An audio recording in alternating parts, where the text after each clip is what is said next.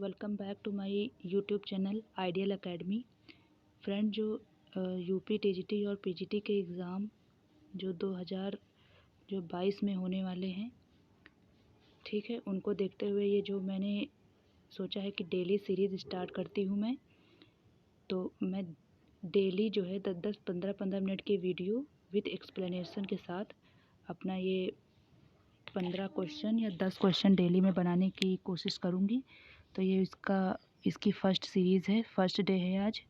तो चलिए हम लोग स्टार्ट करते हैं आज के questions.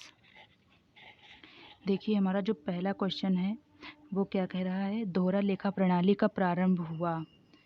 Option number A India में, ऑप्शन नंबर बी इटली में, ऑप्शन नंबर 3 इंग्लैंड में, या इनमें से कोई नहीं। तो जो हमारा सही उत्तर है वो क्या है, इटली में। ठीक है, हमारा राइट ऑप्शन है इटली। इसका एक्सप्लेनेशन देख लेते हैं हम लोग। देखिए, इसके कुछ इम्पोर्टेंट पॉइंट दिए गए हैं जो बहुत ही इम्पोर्टेंट है पढ़ना। चलिए पढ़ लेते हैं हम लोग। लेखांकन के इतिहास में दोहरा लेखा प्रणाली के जन्मदाता लुकास पेसियोली थे। ये ठीक, जो दोहरा लेखा प्रणाली है, डबल एंट्री सिस्टम है, उसके जो फादर कहे जाते हैं लुकास पेसियोली कहे जाते हैं, जो इटली के वेनिस नगर के रहने वाले हैं।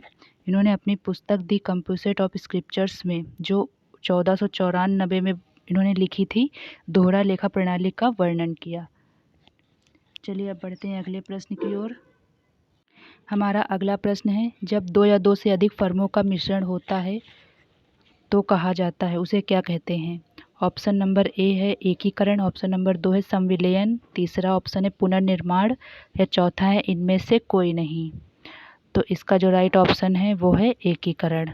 ठीक है, अगला इसकी व्याख्या देख लेते हैं। देखिए, जब 2 या 2 से अधिक फर्मों का मिश्रण होता है तो इसे एकीकरण कहा जाता है। अगले प्रश्न की ओर बढ़ते हैं। हमारा अगला प्रश्न है, लाभ जोखिम का पुरस्कार है, यह कथन है। ऑप्शन नंबर ए दे रखा है हेनरी फोर्ड का, ऑप्शन नंबर 2 है प्रोफेसर टॉमस का, ऑप्शन नंबर 3 है प्रोफेसर टेरी का, ऑप्शन नंबर 4 है प्रोफेसर डिस्की का। तो इसका जो राइट ऑप्शन है, इसका राइट ऑप्शन है, एक मिनट, प्रोफेसर टॉमस का। तो इसे हम लोग याद कैसे रखेंगे। देखिए, लाभ जोखिम का पुरस्कार है, ठीक, तो जो पुरस्कार है इसे हम लोग याद कर लेंगे। पुरस्कार मिला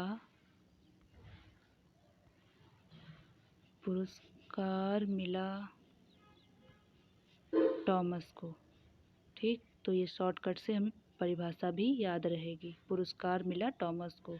इससे हम लोग इनका कथन याद रखेंगे, लाभ जोखिम का पुरस्कार है, किसने कहा है, टॉमस ने। चलिए व्याख्या देख लेते हैं। लाभ जोखिम का पुरस्कार है, यह कथन अमेरिकी अर्थशास्त्री प्रोफेसर हॉले तथा प्रोफेसर टॉमस का है, ठीक। तो ये टॉमस का भी है, ये कथन जो टॉमस ने भी दिया है और हॉले ने भी दिया है, इसको आप लोग याद रखिएगा। पुरस्कार मिला हॉले व टॉमस को, इससे भी आप लोग याद रख सकते हैं। अगले प्रश्न की ओर बढ़ते हैं। अगला प्रश्न है, गोपनीयता की दृष्टि से व्यावसायिक संगठन का कौन सा स्वरूप श्रेष्ठ है।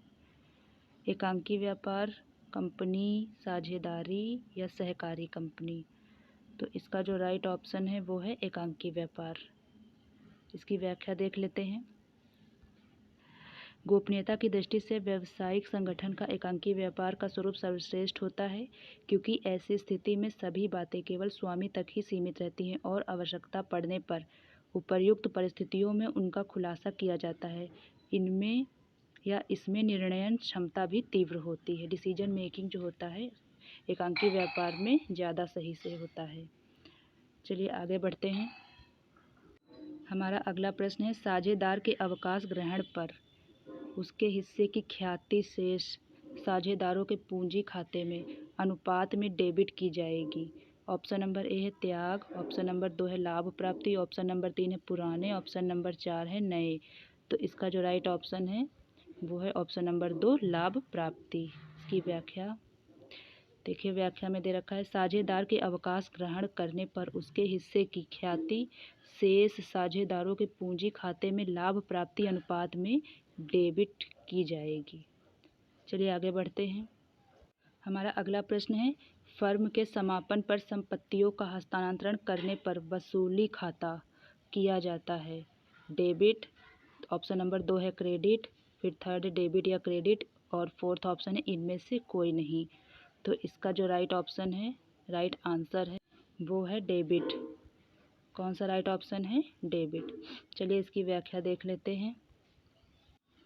देखिए इसकी व्याख्या दे रखी है, जब एक फर्म का समापन होता है तो ऐसी स्थिति में संपत्तियों की वसूली एवं दायित्वों के भुगतान के संबंध में वसूली खाता खोला जाता है, जिसके डेबिट पक्ष में वसूली से प्राप्त राशि तथा क्रेडिट पक्ष में भुगतान की जाने वाली राशि दिखाई जाती है।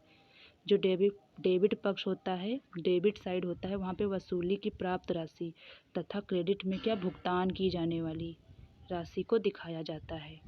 आगे बढ़ते हैं। हमारा अगला प्रश्न है, अंश आवंटन की राशि देय होने पर अंश आवंटन खाता किया जाता है।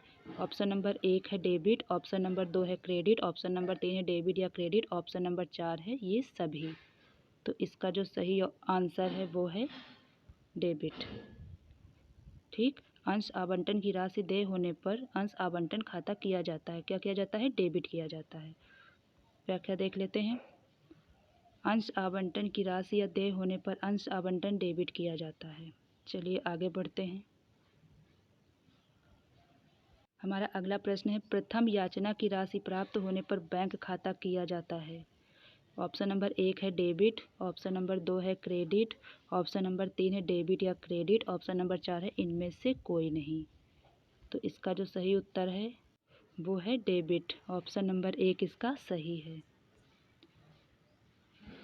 देखिए प्रथम याचना की राशि प्राप्त होने पर बैंक खाता डेबिट किया जाता है। ठीक, प्रथम याचना की राशि प्राप्त होने पर बैंक खाता डेबिट किया जाता है। देखिए अगला प्रश्न देखते हैं, अंशों का हरण करने पर अंश पूंजी खाता किया जाता है। ऑप्शन नंबर 1 है डेबिट, ऑप्शन नंबर 2 है क्रेडिट, ऑप्शन नंबर 3 है उपयुक्त दोनों, या ऑप्शन नंबर 4 है इसका इनमें से कोई नहीं। तो हमारा जो सही उत्तर है वो है क्रेडिट। इसका सही उत्तर है क्रेडिट।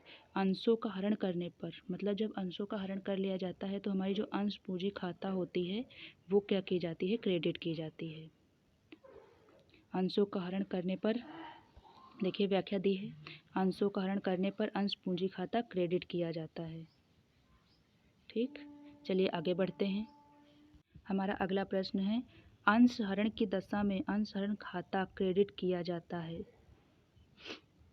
ऑप्शन नंबर ए प्राप्त राशि से, ऑप्शन नंबर 2 है देय राशि से, ऑप्शन नंबर 3 है सम मूल्य से, ऑप्शन नंबर 4 इनमें से कोई नहीं। तो इसका जो सही उत्तर है वो है प्राप्त राशि से। देखिए अंश हरण की दशा में अंश हरण खाता प्राप्त राशि से क्रेडिट किया जाता है। चलिए आगे देखते हैं।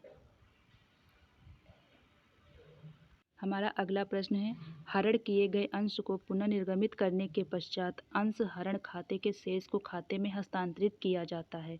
ऑप्शन नंबर 1 है अंश पूंजी, ऑप्शन नंबर 2 है पूंजी संचय, ऑप्शन नंबर 3 है अंश आवंटन, ऑप्शन नंबर 4 है अंश प्रथम याचना।